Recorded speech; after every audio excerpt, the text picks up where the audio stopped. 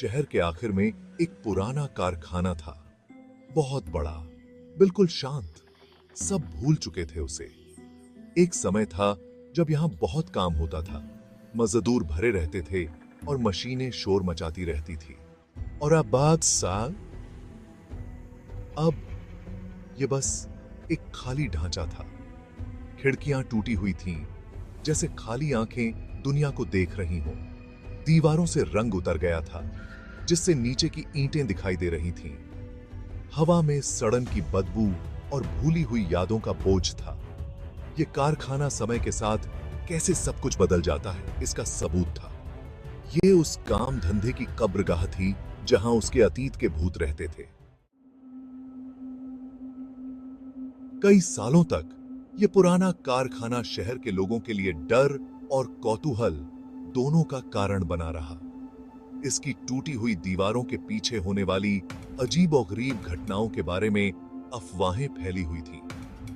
किसी को अजीब आवाजें सुनाई देती थीं, तो किसी को टिमटिमाती हुई बत्तियां दिखाई देती थीं और अंधेरे में घूमती हुई परछाइयां भी। कुछ लोग इन कहानियों को सिर्फ अंधविश्वास मानते थे, जो ज्यादा सोचने की वजह से पैदा होती थी।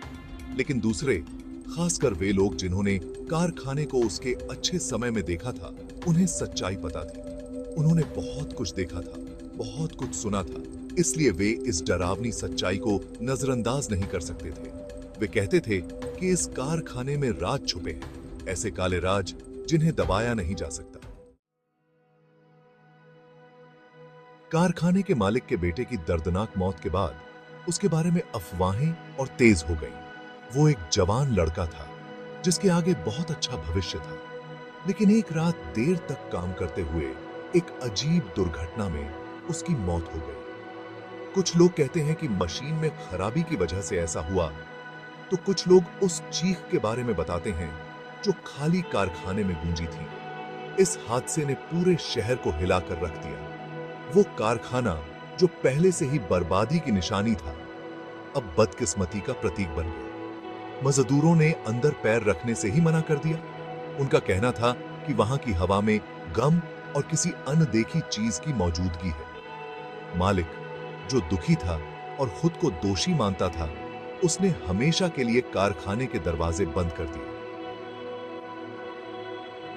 लेकिन अफवाहें फैलती रहीं। लोगों का मानना था कि उस नौजवान की आत्मा को शांति नहीं मिली है। गर्मी की एक रात कुछ नौजवान शहर के बाहर इकट्ठा हुए। वे बेचैन थे, बोर हो रहे थे और अपनी जवानी के जोश में थे।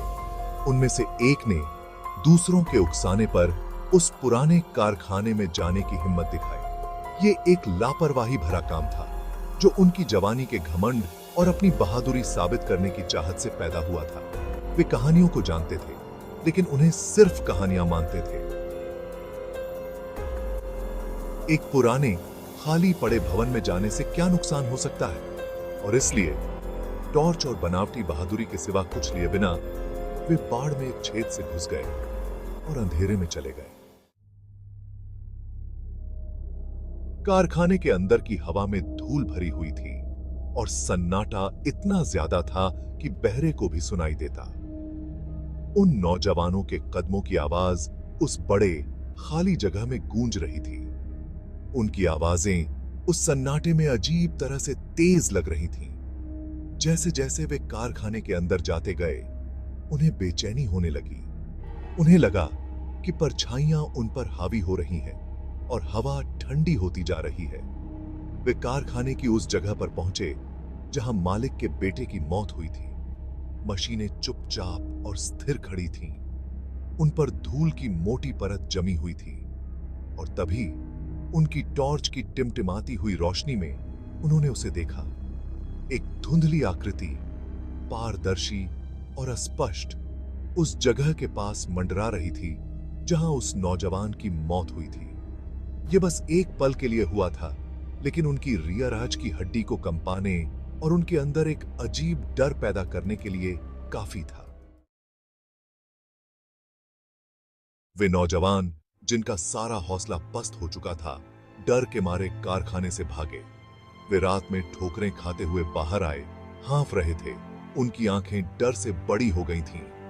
उनकी कहानी जंगल की आग की तरह पूरे शहर में फैल गई, जिससे दहशत और डर की लहर दौड़ गई। भूतिया कारखाने की कहानी, जिसे कभी अंधविश्वास माना जाता था, अब एक डरावनी सच्चाई बन गई थी। माता पिता ने अपने बच्चों को उस खाली इमारत से दूर रहने की चेतावनी दी। यहां तक कि जो लोग पहले शक करते थे, वे भी कारखाने से बचने लगे। जब भी वे उसके पास से गुजरते, तो उनके दिल तेज धड़कने लगते थे। वो कारखाना, जो कभी रोजगार और समृद्धि का स्रोत था, अब मौत, डर और अज्ञात का प्रतीक बन गया था। वो शहर के आखिर में अकेला खड़ा था, जो अपनी दीवारों के पीछे हुई त्रासदी और उस बेचैन आत्मा की याद दिलाता था, जो वहां से जाने को तैयार नहीं थी।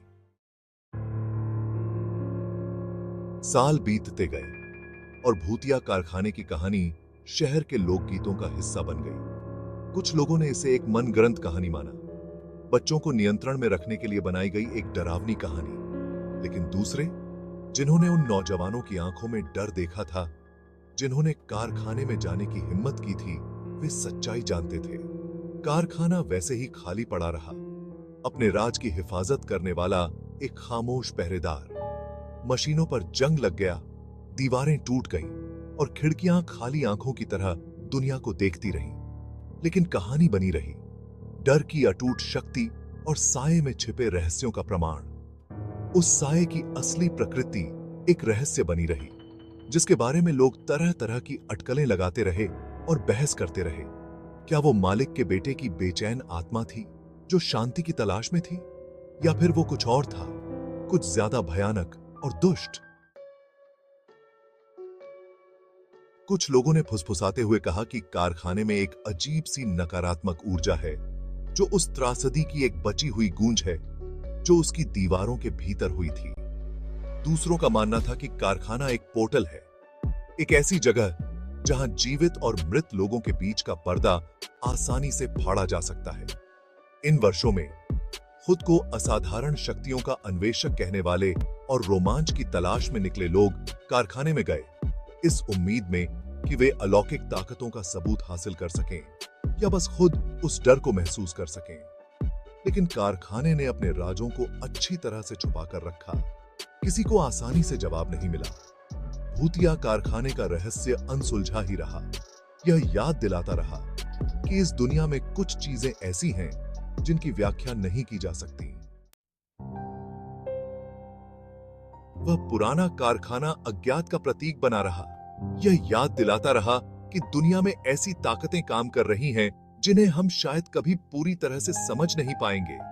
यह एक ऐसी जगह थी जहां तर्क और वजह कमजोर पड़ जाते थे, जहां असली और अलौकिक के बीच की सीमाएं धुंधली हो जाती थीं, और इसलिए शहर के लोग कारखाने से दूर ही रहे। उनका डर अज्ञात के प्रति सम्मान और उस चीज से दूर रहने की गहरी आदिम प्रवृत्ति का मिश्रण था, जिसे हम समझ नहीं सकते। भूतिया कारखाना उनके जीवन का हिस्सा बना रहा, उद्योग और प्रगति की जगह के रूप में नहीं, बल्कि जीवन की नाजुकता और डर की अटूट शक्ति की याद दिलाता रहा।